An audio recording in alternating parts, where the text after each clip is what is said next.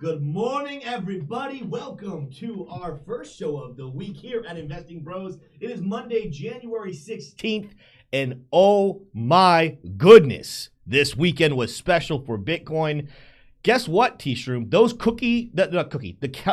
going to owe someone a cookie because the deck of cards you were playing with last week were sure enough there. If you guys don't remember what we're talking about, on Friday, we started, this may have even been on Thursday, we started talking about the potential of getting just alone to 20,000, let alone 21,000. And T-Shroom said it's in the deck of cards that he plays with. So people need to start playing with T-Shroom. Yeah. It was very interesting. In case you guys were not there when it happened and you weren't watching, literally in less than like 30 minutes, we not only crossed through 20,000, but jumped above 21,000. Some absolutely crazy amount of volume coming into Bitcoin. But here's what we're looking at right now. Of course, it's really easy to go on a chart and look at it being overextended. I'm sure even some other influencers are starting to talk about, all right, we got to 21,000. Now it's time to come back down.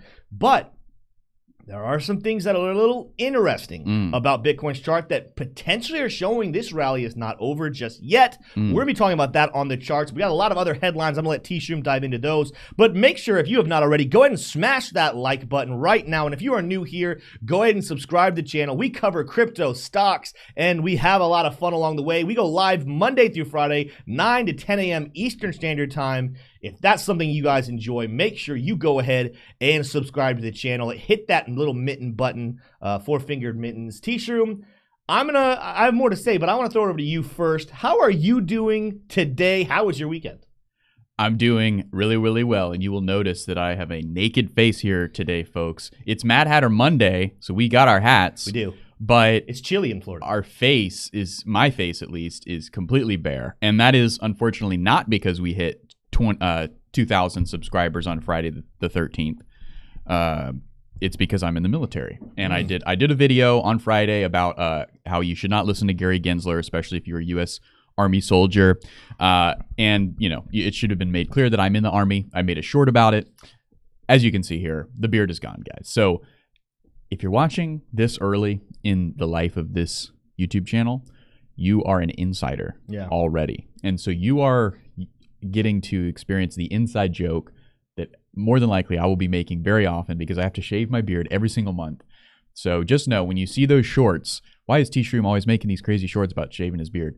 It's an inside joke, and you guys are on the inside too. So that is not, but believe it or not, that's not the most exciting thing about today. The most exciting thing by far is that it's Martin Luther King Day. It is. Martin Luther King Jr. Day. So let's go ahead. I've got a quote from the big man himself.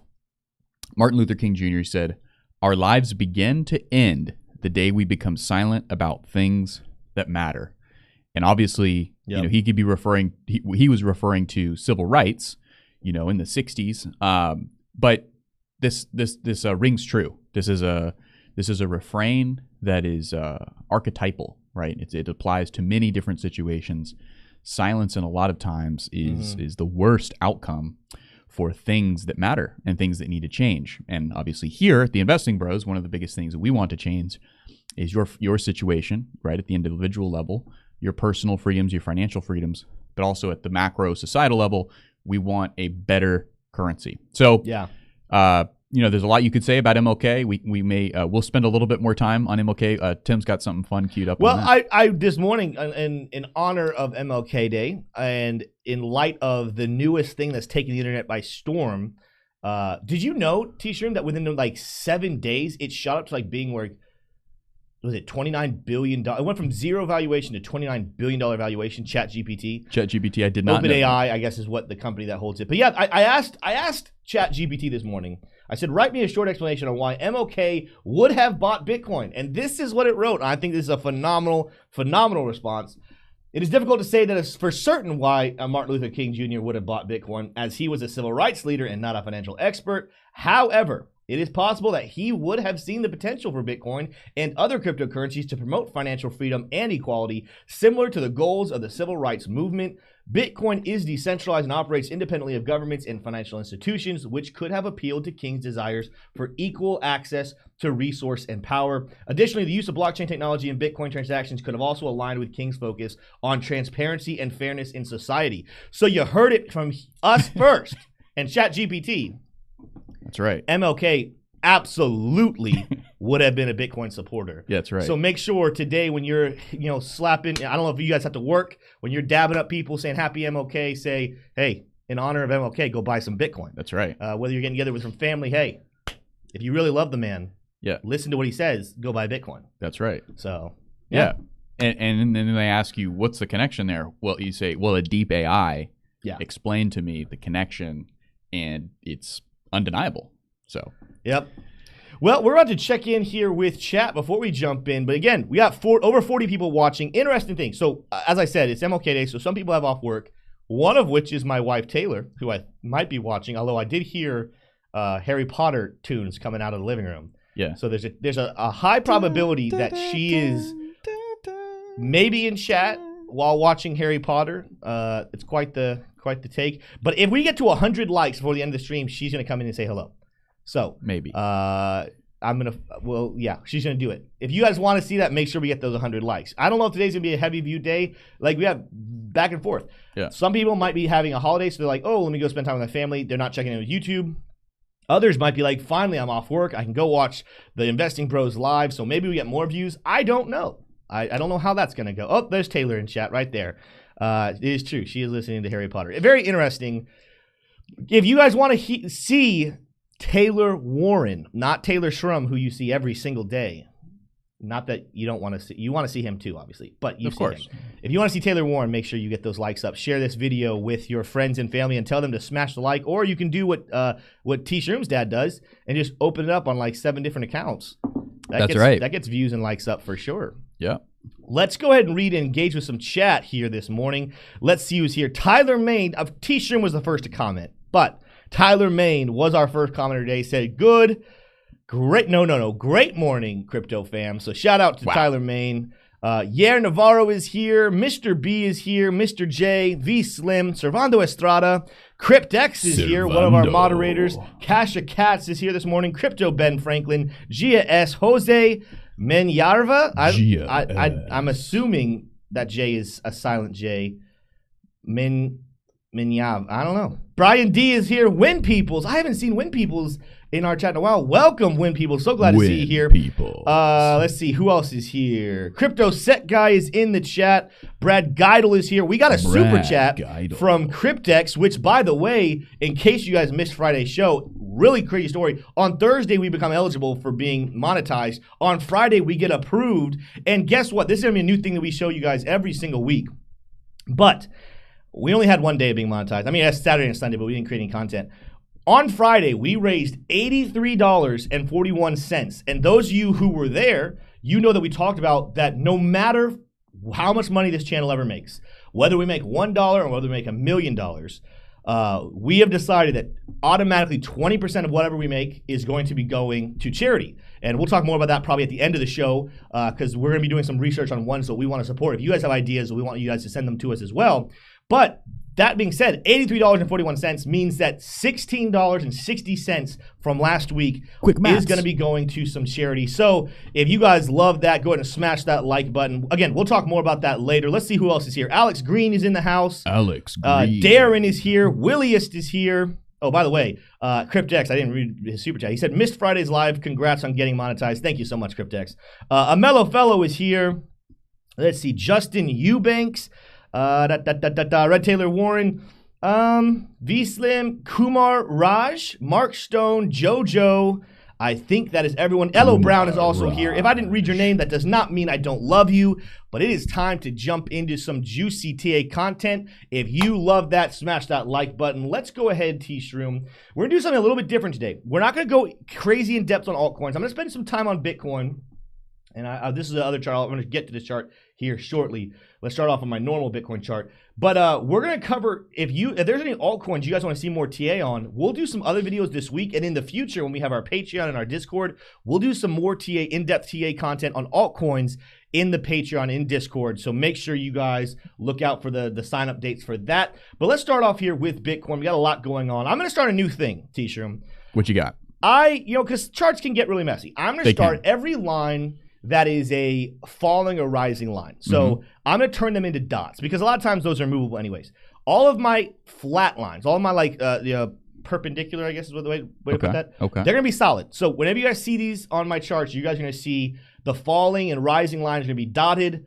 The even lines, the flat lines are going to be solid. Let's take a couple look at what's happening here. First of all, we hit the prediction right on the head. Actually blasted a little bit through it, but we talked about this rising triangle, ascending triangle pattern that Bitcoin had formed, and its breakout point putting us all the way up here towards $21,000. Sure enough, we did that. We even actually wicked right up to the same wick that we had back here before the FTX debacle back in early November.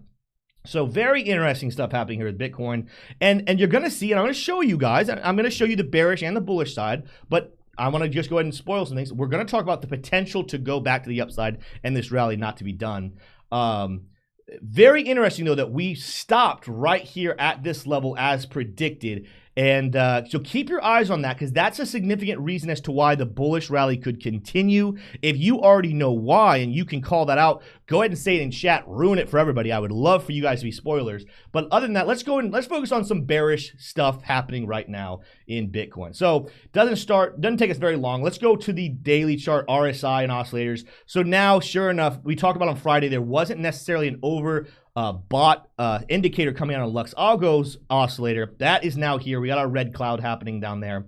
Also on the daily chart RSI, oh my gosh, daily chart RSI hit 90.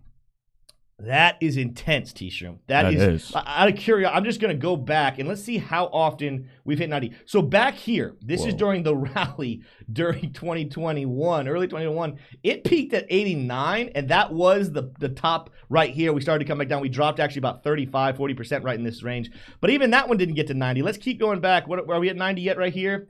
88. All right. So the last time that we hit 90 on the RSI, and this one actually hit 94, was the top back in the bull market back in 2017. Dang. So crazy high RSI numbers right now.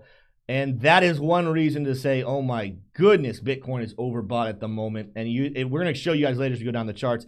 That is, it's not just the daily chart saying that. Of course, it's going to be lower ones. Let's actually, real quickly, before I move on to the lower ones, let's look at the weekly chart, see what it's saying with the RSI. We're hovering right at the 50 on weekly. Actually, it's still in the process of telling us how we were oversold, but that, of course, is going to get shifted. But weekly chart, we got a ways to go. We could go to the upside for sure. The problem, though, is, let's go back down to the daily chart. The problem is there is bearish divergence beginning to form here, and that is something we did mention back on Friday. I talked about the peak that we had back here in November. That peak we had when we got up above 21,000. We only made it on RSI up to 66. So now, sure enough, just like I said, if we could not close candles above that and keep those green candles green, we were going to set up our bearish RSI divergence. Theoretically speaking, you could say, Tim, give it a couple of days. Let's see if we can turn red. I'll explain why I do think that we're going to see some more, or say turn green. I will explain why I think that we're going to see some more red candles rather than green candles. But right now, as it stands, we do have our bearish RSI divergence, where our tops of RSI are clearly going to the upside. And then best case scenario, it's flat, but technically speaking, it's a little to the downside when it comes to our RSI peaks. That, ladies and gentlemen, is bearish RSI divergence and should call for a little bit of a drop. Keep that in mind, because just because you drop a little bit does not mean the rally is over. But I'm going to save that for a little bit later on in the Bitcoin TA. So we got our bearish RSI divergence. Let's keep moving on down the chart here. Before I go there, let's actually start. Let's look at Lux Algo, see what it's saying. I'm sure we're going to get, we've had a sell signal on Lux Algo here for a while. Let's see what our action concepts are saying. Our action concepts gave us a price technically a little bit above. We reached in the bottom level of our liquidity, so maybe that's going to say it's time to reverse. We are in the stop loss on that sell order, so if you did order a short when that sell order came in Lux Algo, you would have gotten stopped off if you would use your stop loss signal from Lux Algo. That, though, let's go down to the 4-hourly chart and see if it changes down here. I'm sure we might have another one that has come in. Yep, no, same strong order, different level, though. So now you're starting to see what is starting to develop here. We have a take profit only a little bit below us here at 20,400. Stop loss above us here at 21,300. So let's go ahead and take down our Lux Algo. That's not going to be as helpful for us today. Still great indicator. If you guys want to use that, there is a link for it down below. Let's take a look at the oscillators down on the 4-hourly chart, where, of course, we definitely have some bearish RSI divergence on shorter timelines. Now, it didn't start, though, until more recently here. This would have still been on, it's today's the 16th. I guess this was Saturday. We began it, but then we didn't officially form it till Sunday. And that is these prices technically continue to stay flat / go up, but the RSI began to drop. Our bearish RSI divergence on the 4-hourly chart did start. Interestingly, though, going down to the hourly chart so you can see this a little more, what we began to form was a bearish pennant. So not necessarily a flag. A flag would be where we have parallel lines. This is a pennant, so we're converging. I was talking to T-Shun this morning. Very interesting. After breaking bullish above the resistance level, we came back down and we tested the former resistance and turned it into support back here earlier this morning. But then our rally, we ended up turning the former support line into resistance. So it's going to be really interesting to watch what Bitcoin decides to do. Theoretically speaking, a bull pennant right here. Let's just go ahead and look at this. This isn't even the reason why I'm calling for a rally to continue. But let's just even pause right there. Let's go more of a conservative estimate on this bear pennant. We'll go ahead and just start with our bull flag being right here. Move this up to our breakout point. This would give us a price prediction for Bitcoin all the way up at where? 23,500. Remember that number because it's going to come back up. I'm going to talk about that number again here in just a little bit. But this bull pennant gives us a price prediction of 23,500. So let's watch to see, do we end up playing it out or do we not? If I were to go out to the 4-hourly chart where you don't get a lot of these little hesitations, arguments could be made that what we're actually forming right now is a bull pennant starting all the way back down here on January 11th, in which case, again, this is more aggressive, but maybe potentially we have a price prediction of all the way above that 25,000, all the way to 25,500. That's important because I've told you guys, if we can break through this former resistance level at 25.2, that's when I am willing to say with a good amount of certainty, probably 80% certainty, the bottom on Bitcoin is in. So keep your eyes on that. At this point, in the way this has been rallying, we've gotten to a place where you got to say anything is possible when it comes to Bitcoin price action. But still, probabilities of us getting up 25,000, pretty slim. I do like that 23.5 level, and I'll explain here in just a little bit why. But that is kind of what you guys are seeing on the charts, why you might be hesitant to maybe enter a long or buy into Bitcoin right now, because it is sitting at not only a key level of resistance right here, the 21,000. We got our bearish divergence. All of our oscillators are massively overextended. The daily chart historically overextended to the upside. There's reasons to suspect potentially that's a scary level to be looking at. Let's kind of jump into why we could be bullish. And I'm going to come back to this chart here in a second, but let's start by going out to the chart that I use when I like to use the log chart. Let's go out to the daily chart here. So back on log, I went to linear, there you go. Sorry, got to go back to log. Went to log chart here. You guys have known we've been in a falling wedge pattern on Bitcoin ever since the all-time high back in 2021. What I discussed was this level of resistance that we had not touched all the way since back in March of 2022. So we're coming up on almost a whole year since touching this level of resistance. We've been touching the support line several times. We even kind of have this more intermediate line. This green has been resistance, turn support, turn resistance that we finally broke through. But watch, I talked about this on Friday. Watch us potentially make an effort back towards this red line. I thought we'd make that effort way back over here, but I'm glad to see us moving up to the upside. So you guys are going to notice we still have some room to the upside right there alone to go back and touch that line. And I do think that the markets, as bullish as we are right now, are making a great effort to get back to this red line. But let's go back to my normal chart and we'll take a look. By the way, Bitcoin this morning is down. Earlier we saw 20,800, so it is kind of hovering a little bit below. Not a big deal. Let's look at what is developing. And if someone put this in chat, I'm not able to read through right now and know for certain if you guys said this, but if you said it, kudos to you. You get 10 cookies. What pattern do you guys see developing right now in this price action? I know. T-Shum knows. What do we see? Cup and handle. We see the beginning of a cup and handle. Absolutely. So if you guys don't know what we're talking about, flat tops that come down, make a nice little bowl right here. This is not the end of a cup and handle. There's something else that has to happen, and that is we actually have to form the handle. So a lot of times you see price action come like this. I'm looking at what is happening right now, and especially looking at where this former support turned resistance, now back turned into, oh, you're not on my screen, but people, thank you for using the cup, though. That was great real-life explanation. I didn't want anybody to get confused about what a cup and a handle was. Yeah. I'll redraw it for them. We go back to my screen. Cup and handle. So we've got our little bowl right here for the cup, for the bowl part of it. And then you come back down, you make a handle. Look at where this former support resistance level is. So again, support over here. We broke below, use resistance. I think that an $18,900 or $19,000 level is a pretty clean looking level to go ahead and retrace back down to being overextended before we break up to the upside. And remember earlier I told you, remember that 23,500, the 23,000 area prediction. When you make a cup and handle prediction, and I'll go ahead and draw the handle for it. Let's just pretend I have a what do you call it, a ball. What's the ball called that fortune tellers use? A crystal ball. Crystal ball. Let's pretend I have a crystal ball, and this is what ends up happening. It would make a lot of sense for multiple reasons. We're overextended. Let's find a support level again. This is a strong support level historically, yada, yada, yada. But it also would make a very, very clean looking cup and handle formation.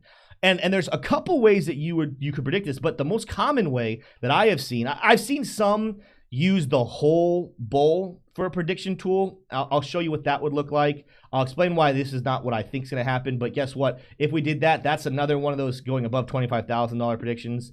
I understand why some people might say that. Again, we had that other formation we were looking at that says maybe that could happen. I'm not necessarily ready yet to say that. The better way to make a prediction tool breakout, though, is to use the length of where we come back up to the top of the cup, and then we come down to the length that we had for our handle, and then we move that over to our breakout point.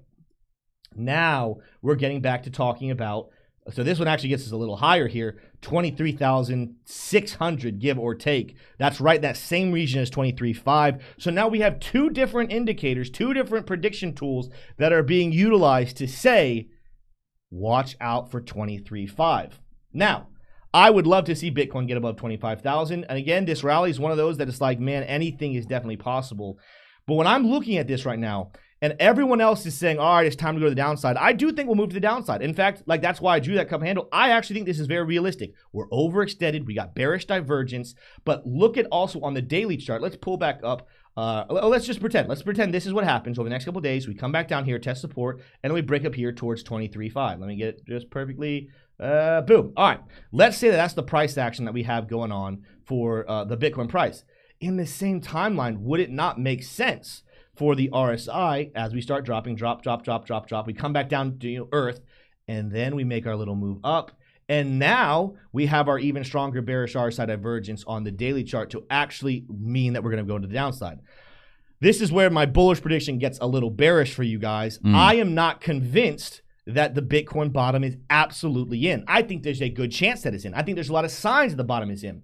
But I'm telling you right now, this rally has one of those marks, even up to 23.5, one of those marks of a FOMO rally that makes retail investors super excited. They just take the rest of their dry powder and they put it in, and the whales and the institutions and the smart money investors, they know they can get back down, maybe at least down to 15,000, if not lower, towards 14,000, maybe 13.8. I think 9,000, 10,000, that's still a little low. But this just has all of the signs that they're going to continue to play with your emotions. They had an out of control rally that's going to cool off, and you're like, okay, rally over. Then we're going to find a former resistance, now turn a support line, and we're going to blast to new heights. And a lot of retail investors, when we come through 21,000, a lot of retail investors are going to be sitting up here and saying, oh my gosh, the bull market's back. Honey, get the money, sell the house. We got to go all in on Bitcoin right now, blah, blah, blah. And then what ends up happening is this price keels over and comes back down and sets new lows. That is just what institutions love to do. But then they get to buy down here. And now you used all your dry powder up high. You're frustrated. You're like, oh, I'm done with Bitcoin. And then they are the ones that get to skyrocket the price later on down the road. So kind of a lot going on here, but I made a couple of predictions. I do think that Bitcoin is going to be dropping back down towards 19,000, maybe even drop a little bit below it, but that's perfect because what it will set up for us is that cup and handle formation. I think we will see 23,500, super bullish. Maybe we go up even higher, get up towards that 25,000. That would be amazing. I'm not necessarily predicting that. And then after that, I think there will be a great sell. I think that the Fed's going to announce something we really don't want to hear.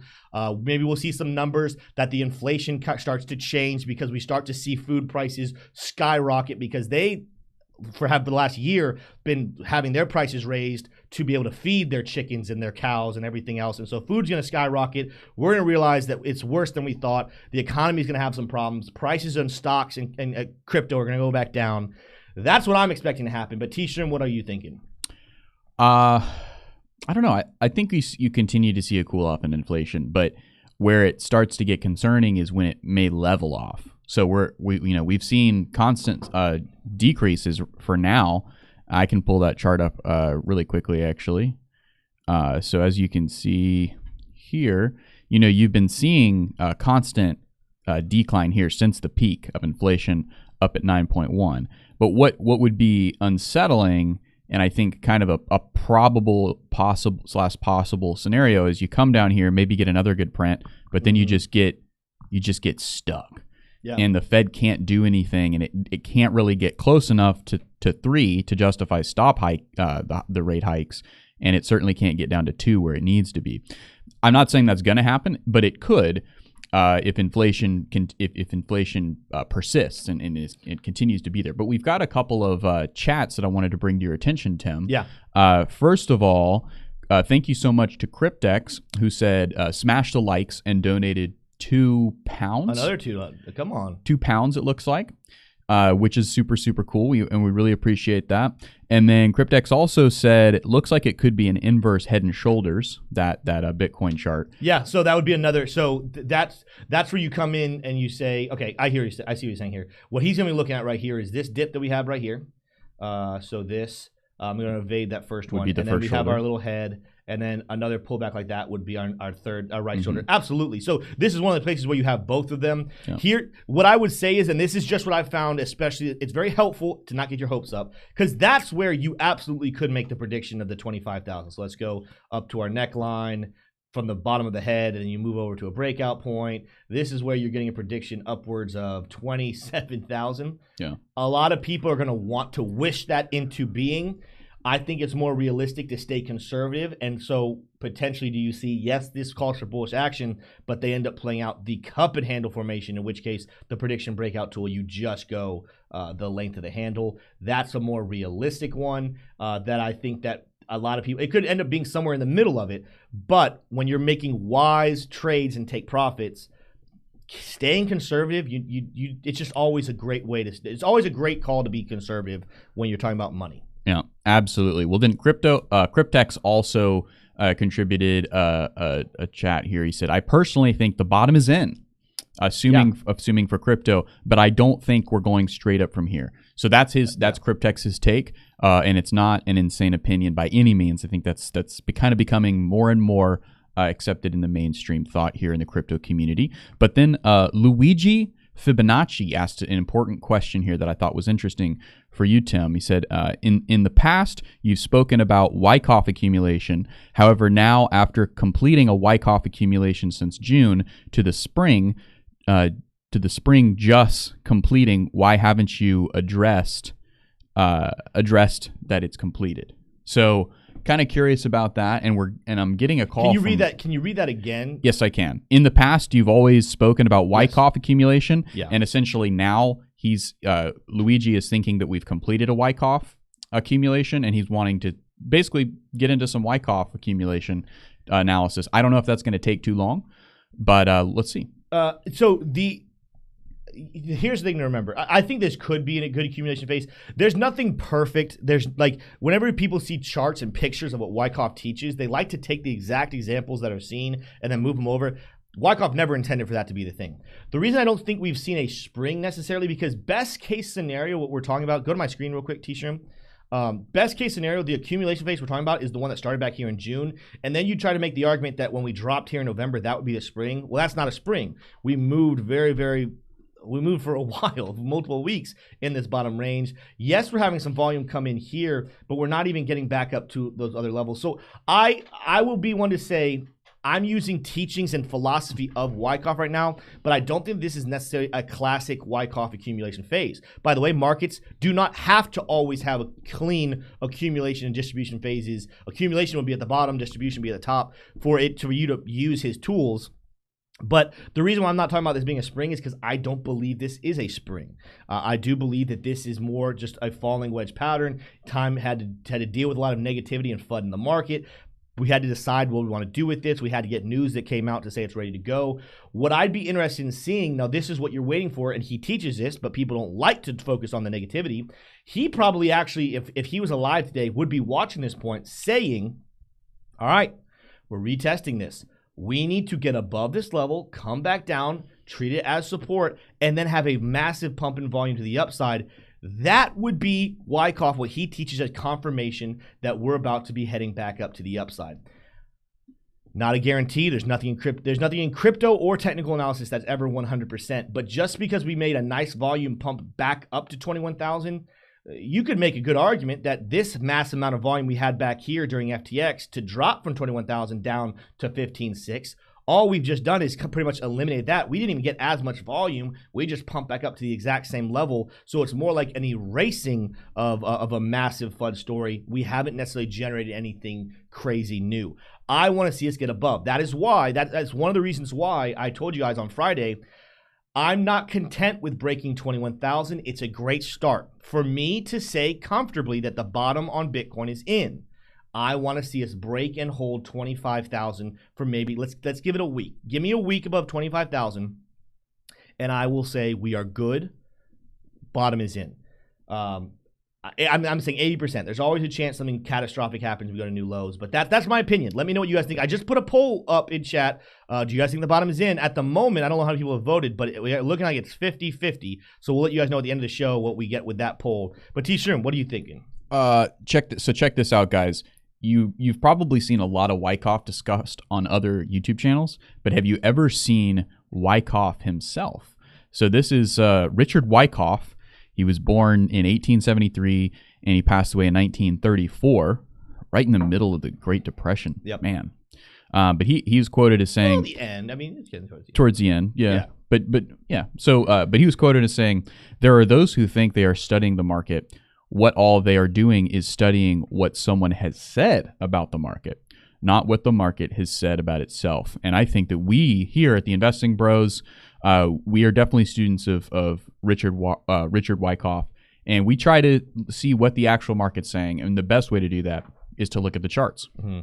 The other important thing, though, is to see what analysts are saying, and that doesn't mean you just hop on their train and just follow everything that they say and do. But we believe in a balance, and I think Wyckoff did as well. But there you go. That's what he looks like. I'm sure you're not surprised that that's what he looked like, but that there he is, Wyckoff in all of his glory. So, yeah. And then also we got a chat from Greg Resick. He said, "My favorite channel, Investing Bros, with my favorite community. What's up, family? Good to see everyone here. Let's like and share this channel with our friends today." Well, I don't agree with any of that. What is he talking about here, Greg? We're gonna have to talk after the show. This is some. Obviously, I'm kidding. No, we love Greg, we do, and we appreciate his kind words there. Well, do we want to go ahead and get into some stories, or there's some more chart gazing to be done? Let's do that. I'll show. I told you guys from here on out, I'm gonna probably spend the majority of my TA time, and we're having more time on storage and stuff. But let's very quickly. We don't have stock information today because the stock market is closed. Sometimes when you want to shorten the show, you just throw two words together. The stork market is ready there. The market for what is the market for storks like? Stork beaks? I mean, pretty hot commodities. My wife and I got our stork. It's coming in May. Ethereum. I want to really quickly show you guys. We're not going in depth. Take your time. Not going in depth. Ethereum battling with this higher level of support. But guess what? When you zoom in, it is above it. So good sign for Ethereum. Wouldn't be surprised, though, to see us drop back down to this other level and find support and then be able to rally there. So keep your eyes there on Ethereum. It did play out that $1,600 prediction I talked about on the ascending triangle. But again, we'll talk about Ethereum in other videos. Cardano is doing something that I love. If my screen will update and get over to it. Boom. There we go. We talked about Cardano being in a falling wedge pattern of its own here for a while. It's hovering below the prediction it has for this shorter time frame falling wedge, but getting above that upper band of resistance is great. Again, just like I said with Bitcoin, if we see Bitcoin fall and Ethereum fall, maybe Cardano falls back down to these levels around 31 cents. Flat level of support, hits this line, and then heading back up.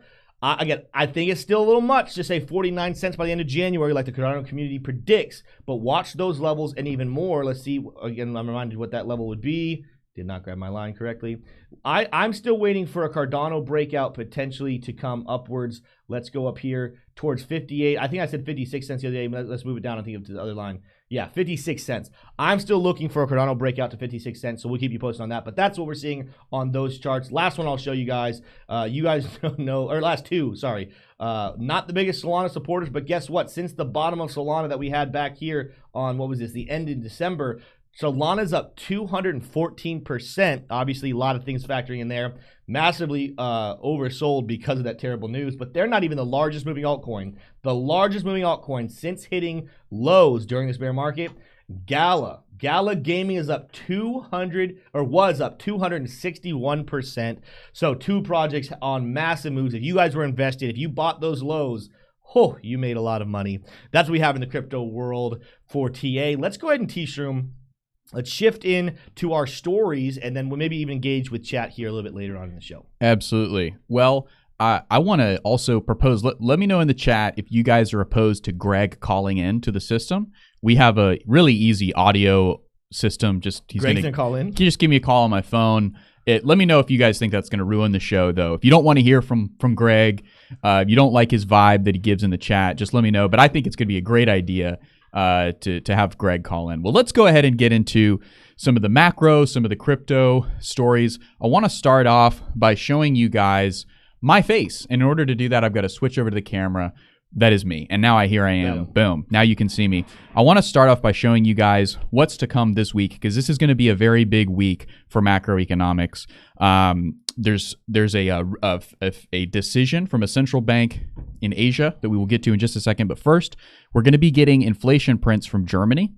And their forecast is supposed to be lower than their previous, so 8.6, down from 10%. And then we're also getting a core inflation print from the Euro area, of which their inflation is actually predicted to increase from 5 up to 5.2.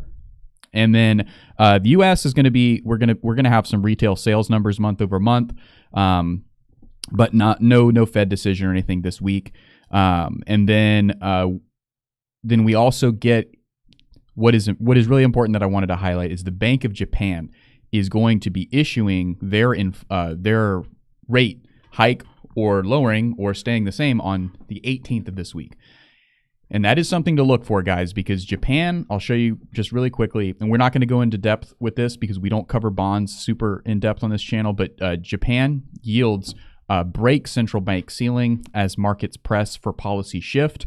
So things could be breaking over in Japan, guys. We saw last week, in the last year, in Q4 of 2022, we saw the British gilts do something that they've never done before, and it could be an early sign of cracking of the global financial system, which is very scary. And we could be seeing another one of those major structural governmental central bank treasury cracks in the system happening this week, as the Japanese central bank over there is really, really struggling. So we'll be watching that. That's going to be taking place on the 18th. Super important. Now, I should say the Central Bank of Japan it's not huge compared to the ECB and the U.S. Federal Reserve, but it is significant. And so we want to make sure that we're paying attention to that. Well, let's look over here, guys, because one thing that I have not seen in crypto in a very long time, I don't think I saw this for the entire year of 2022, is the Fear and Greed Index is printing 45. And yesterday it was at 52. I think we had a period. Going down to the chart, we can confirm whether or not that's true. Okay, so so it was early though. It was early. So the last time we saw these levels was April. April was the last time we saw these levels, and I know it's a really faint line here, guys. I don't know why they do that, but that's what it is. But this is good. This is bullish. I don't know how long it's going to stay this way. One thing I wanted to point out is that for some reason Google AdSense thinks that I want to become a nutrition coach. So that just goes to show how nutritious I am. And how healthy I am. So that's what they're targeting me with. That's good. That's a good way to start off the new year. But let's get into some stories here. This is a really encouraging one and interesting. So the Republican lawmakers are pushing crypto regulation with new House subcommittee. Mm-hmm. And wait till you hear what these guys have in store and kind of the language they're using. It's really, really interesting. So This is one of the major guys who's pushing for it, Congressman French Hill, Republican of Arkansas, looks like. He said the new panel will provide rules of the road for federal regulators of the digital asset ecosystem, as well as develop policies that reach underserved communities through the promotion of financial innovation, according to a recent press release. So he said that. So you may be hearing some kind of some interesting language there. Let me see if I can find the other one that stood out to me. Here it is. So the new subcommittee on digital assets, financial technology, and inclusion was announced Thursday by Congressman Patrick McHenry, Republican of North Carolina, as other subcommittees for the House Financial Services Committee were put forth. So I don't know if you're noticing a trend here, but I'll go ahead and highlight this word here. And I'll kind of point out that there may be this subcommittee for crypto, essentially for digital assets, may be starting to use the language of the left a little bit to appeal to just a more broad electorate in the United States. This is another quote from Hill. He said, "At a time of major technological advancement and change in the financial sector, it is our job to work across the aisle and promote responsible innovation while encouraging fintech innovation to flourish safely and effectively in the United States." Again, reaching across the aisle. If you're wanting to do that, you would absolutely use the other side's language. And that is kind of what you're seeing here. So not a bad thing by any means. I think it's a good thing that they're using this language and that they're kind of getting ahead of the curve here. The Republicans may be leading the way here on crypto regulation, as 2023 is slated to be one of the biggest years for that. Some Republican lawmakers have been critical of Gary Gensler for the so-called regulation through enforcement approach that he has used over there at the Security and Exchange Commission. And Congressman Tom Emmer, Republican of Minnesota, has called him out on that. So Republicans kind of leading the way here, or at least, kind of posturing to do so. It's unclear as to whether or not their efforts are going to be rewarded in any kind of way. But as you see names like Senator Elizabeth Warren and others on the left kind of coming against crypto in a way, or becoming, more neutral, or kind of wanting to pump the brakes and regulate it to death, the Republicans are saying, well, hold on, we want to definitely throw our hat into this argument, and they're doing so with this subcommittee in the House of Representatives, of which they now have a majority. So they can actually write bills and pass them up to the Senate, and where they will die.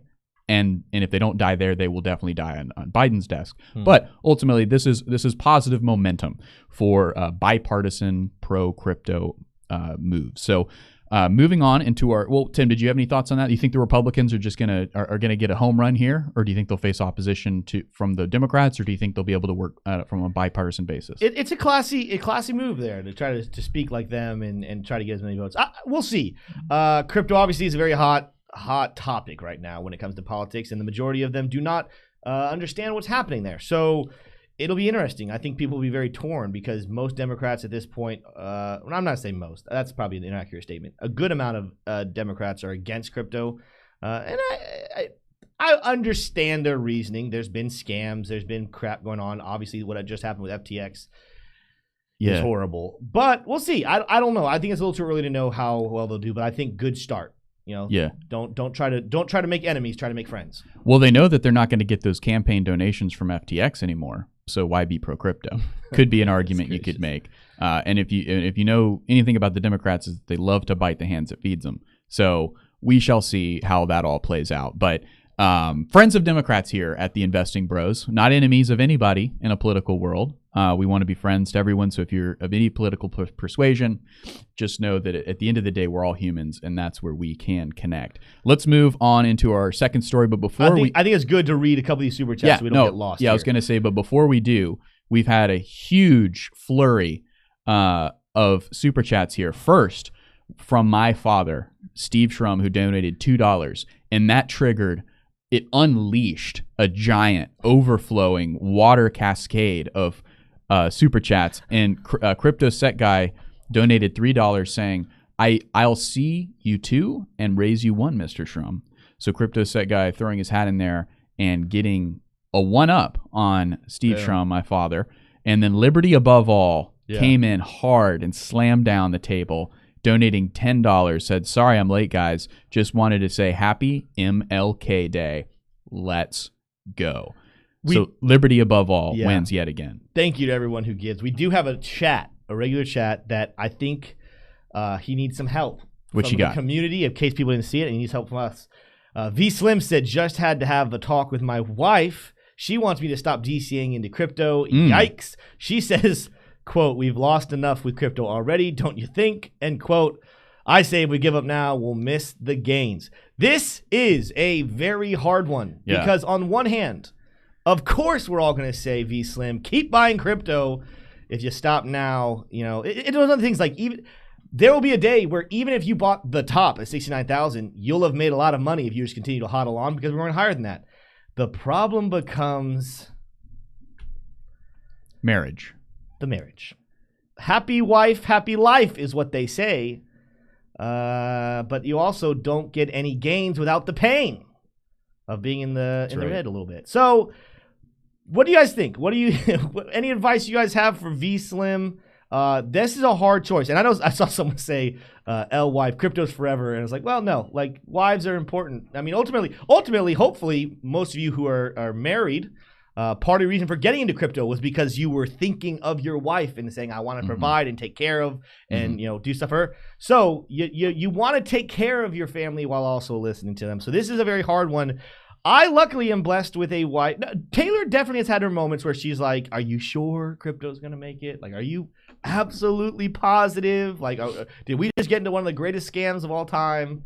I try to stay in a place of encouragement, but also, nope, we need to keep doing this. And so I'm blessed to have a wife who's like, all right, if you think that's what we need to do, keep doing it. But V Slim, we're praying for you and your wife. Someone suggested she should start watching the show just to get a taste of what's happening in crypto. I absolutely agree with that. So get your wife to watch with you. Send her some stuff. Another one, speaking of people in chat, Kelly Kellum is in chat. Big Kelly Kellum. Love Kelly Kellum. By the way, he agreed in chat. He's going to be a guest on our show next week. So we got Magic Internet Money. I don't think we announced that. Magic Internet Money is joining us on Wednesday, Wednesday. Nice. Got Kelly Kellum next week. We're probably going to start turning Wednesdays into our guest show. So make sure you don't miss either of those next two guests because it's going to be absolutely phenomenal. But that's another one.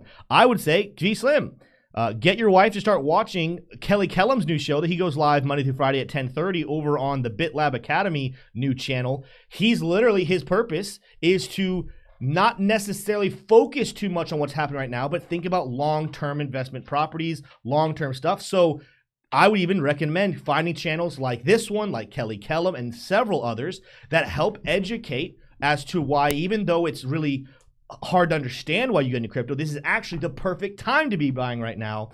And I know from experience, this last thing I'll say here, I know from experience also, sometimes it's not that your spouse doesn't love you. They just need to hear it from somebody else. Sometimes when you say something, it doesn't mean as much when somebody else says something. So it doesn't hurt to get someone to let her listen to somebody else give advice for a change. Should we make a video for the spouses? We could make a video for spouses, like show this video to your spouse if they don't like crypto.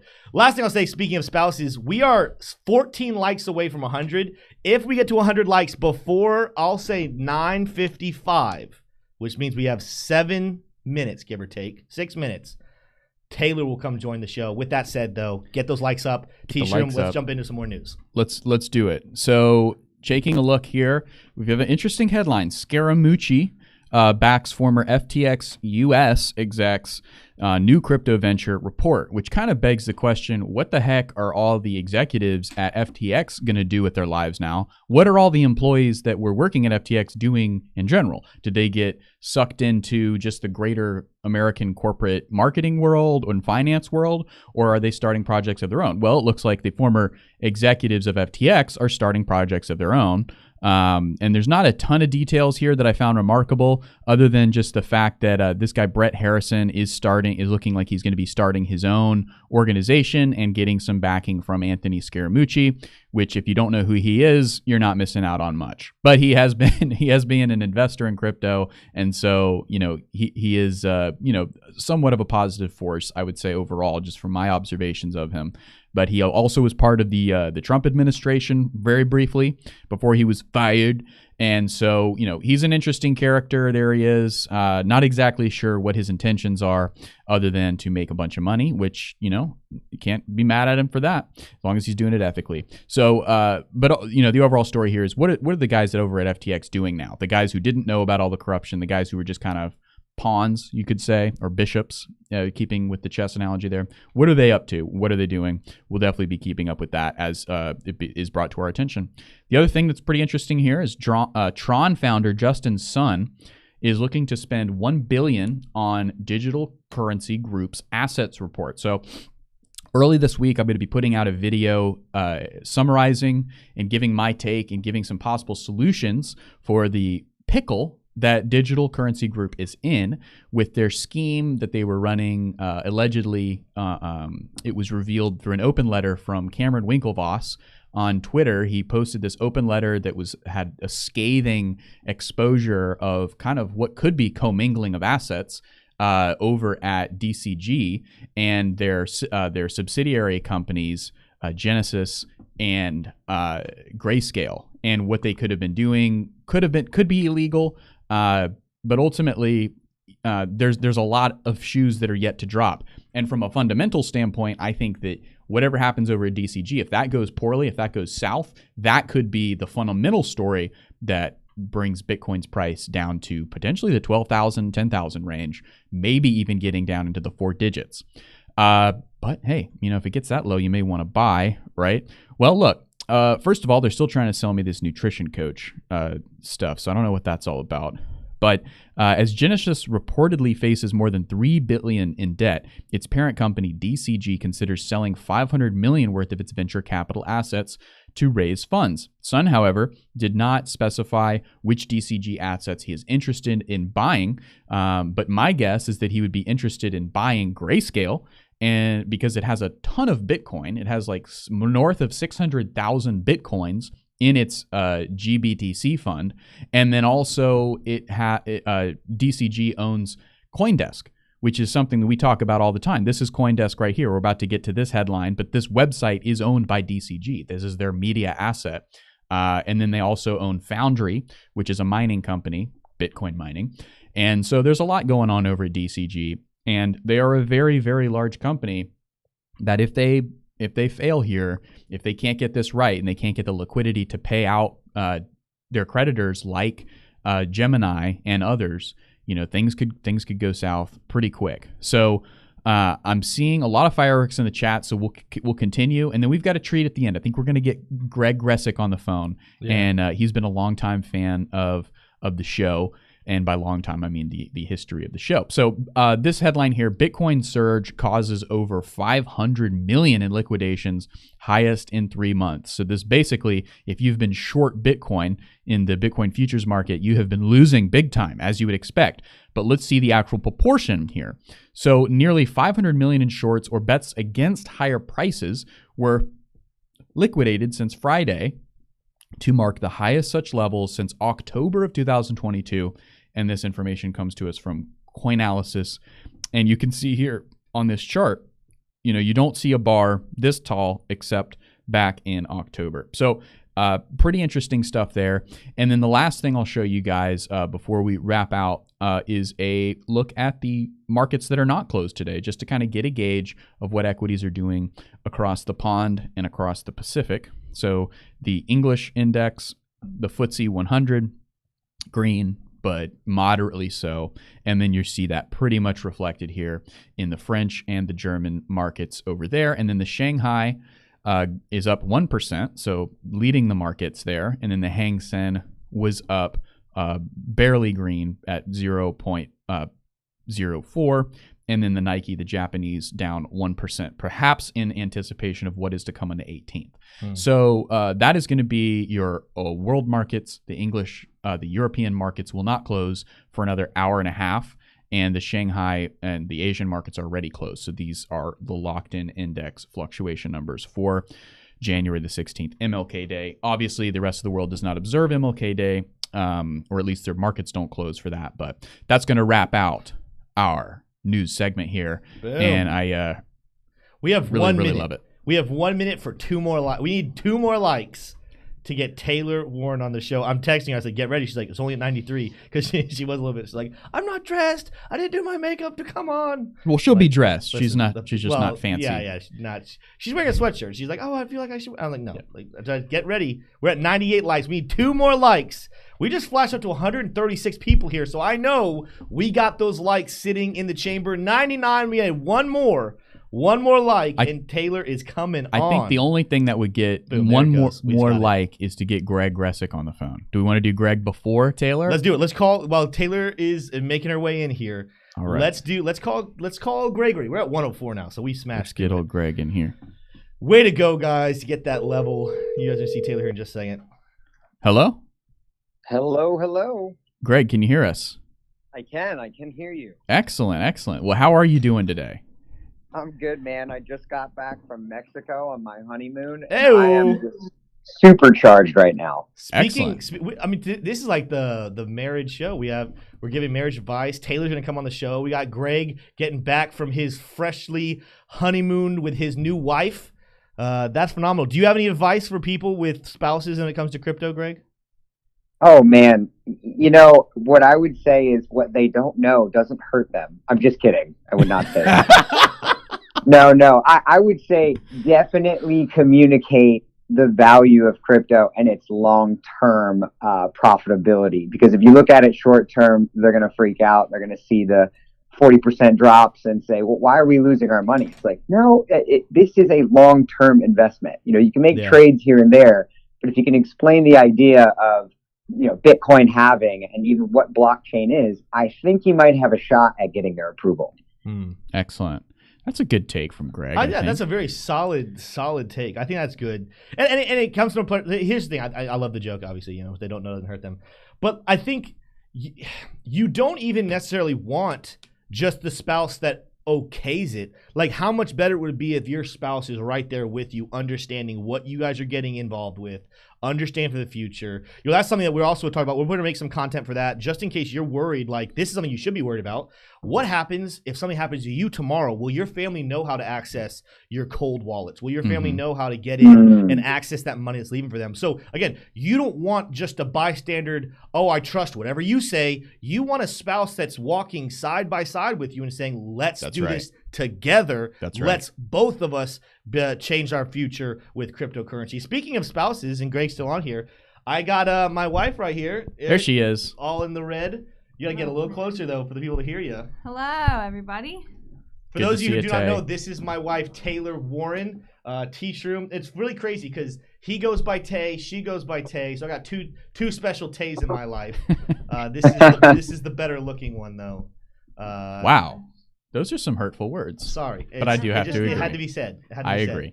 Taylor, advice to people out there. I don't know if you're listening to the show.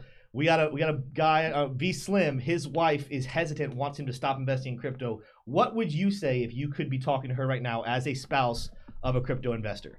Okay, that's a good one. Well, I just remember back to the good old days when crypto was about it. I think it was 11,000 when we first got in, and wow. I was very skeptical.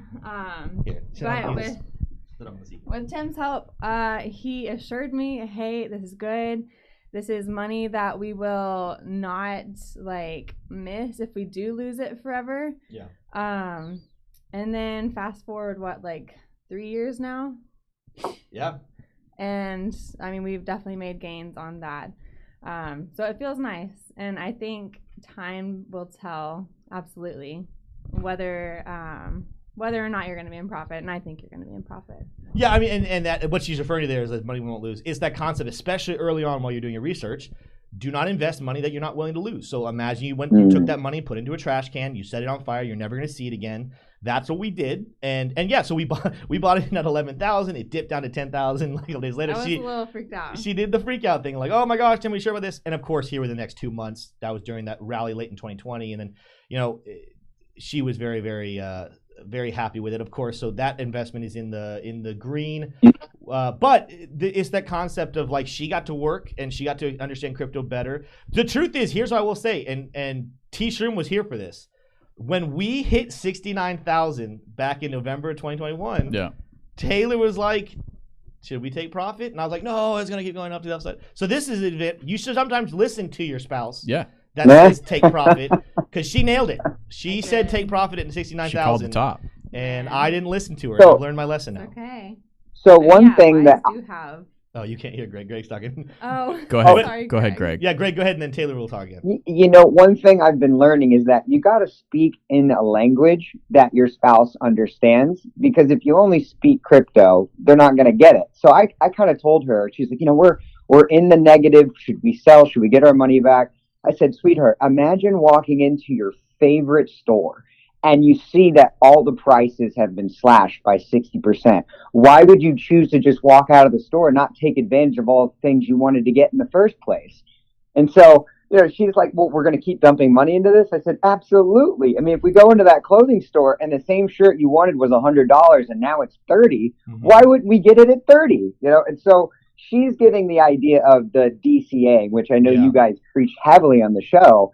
Why would you not invest now? Of all the times, in the crypto cycle, why would you not grab a hold of the opportunity now to place your money in something where everything is oversold? That's really, really good, Greg. That's good stuff. Yeah, we'll have to do more. So Taylor, she didn't get to hear any of that because we're listening to Greg do these. Do you have anything else you wanted to close off with? Because we got to wrap up the show. It's 10 o'clock. But anything you want to say to close out the show? I will say, happy wife, happy life. Yeah. But just educate her, because she's really interested in knowing. Wives are smart too. Yeah. Maybe we'll make some content. Taylor will shoot some content. I saw someone say on here, make her the third bro, which, by the way, bro is not a gender. No. Anyone can be a bro, no matter Stanford who you are. has made that very clear. It was not one of the harmful words by Stanford. So Taylor's a bro, an investing bro. Yeah. Maybe we'll make some wife content. We'll call it spouse content, because there's probably a lot of females that watch not only our show but other crypto who their husbands are the ones saying, well, that's what GS was saying. Yeah. GS was saying that her hubby gets on to her about owning crypto, and hey, it's all a struggle out here. We're all in the same boat. We're in it together. Boom. Well, that is all we have for you guys on this episode of Investing Bros. We will see you guys tomorrow, though, for another great show, and we'll make an afternoon piece of content today. I'm not even sure what we're going to talk about yet, but we will have another piece of content going out today at 3 p.m. Eastern Standard Time, so make sure you don't miss it. Again, anytime you guys can just like a video, tell your friends about a video, comment below a video. That is one way you can continue to support the Investing Bros. We do have more coming out. I know I told you guys we'd talk about this. We're running out of time, so we'll talk more tomorrow. We have a Patreon and a Discord coming out very soon. We're testing it to make sure everything's perfect, because we do not want you guys spending a single dime without getting exactly what you're spending money on. But exciting things also coming with our charity efforts. We're going to be doing that, so stick tuned. Make sure you join us again tomorrow. We'll talk more about that. And you know what? Since she's here, and we don't know how often she can be because she has a job as a teacher, Taylor, why don't you wrap out today's show? Wow. I was not ready for that. Whatever you want to do. Well, you guys have a wonderful and glorious MLK Jr. Day. We love you all. Bye.